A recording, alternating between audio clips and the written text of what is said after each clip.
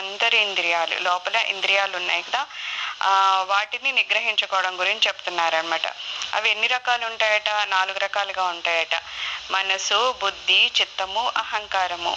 మనసు అంటే సంకల్ప వికల్పాత్మకమైన అంతఃకరణ వృత్తి, లేక దీనినే సంశయాత్మక అంతఃకరణ వృత్తి అంటారు.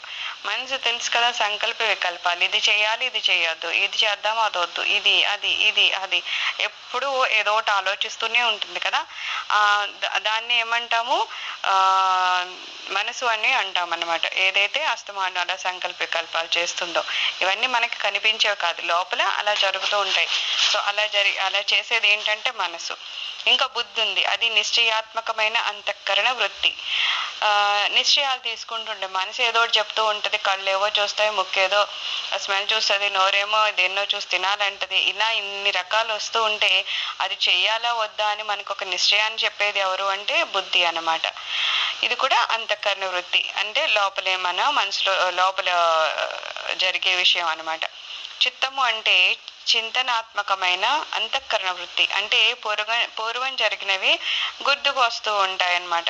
చిత్తం ఎంతసేపు ఏం చేస్తుందట? ఎప్పుడో ఏవో జరిగిపోయినాయి, కానీ అస్తమాటికి మనకి నిన్నటివి మొన్నటివి 10 సంవత్సరాల క్రితమే గుర్తుకొస్తూ ఉంటాయి కదా. అలా ఏవి గుర్తు తెస్తాయంట?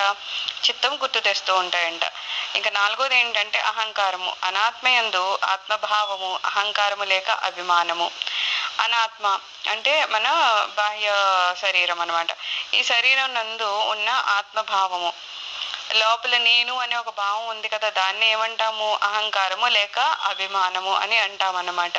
వీటి నిగ్రహమే, అనగా పోదగని విషయాల ఎందు పోకుండా ఉండడమే సమము. ఇప్పుడు చెప్పినవన్నీ మన లోపల జరుగుతూ ఉంటాయి. అయితే ఇవన్నీ కలిపి మొత్తానికి ఏం చేస్తాయి అంటే మనం ఏది చెయ్యాలి, ఏది చేయకూడదు అనేది మనకి గురువుగారు వలన తెలుస్తూ ఉంటుంది. అవి విని ఏ వస్తువుల దగ్గరికి, ఏ విషయాల దగ్గరికి మనం వెళ్లకుండా ఉండాలో అలా వెళ్లకుండా చేసేదాన్ని ఏమంటాము? సమము అంటాం అన్నమాట. సో ఇక్కడ ఏంటి? మనసు, బుద్ధి, చిత్త, అహంకారాల్ని ఏదైతే నిగ్రహిస్తుందో దాన్ని మనం సమము అంటున్నాము.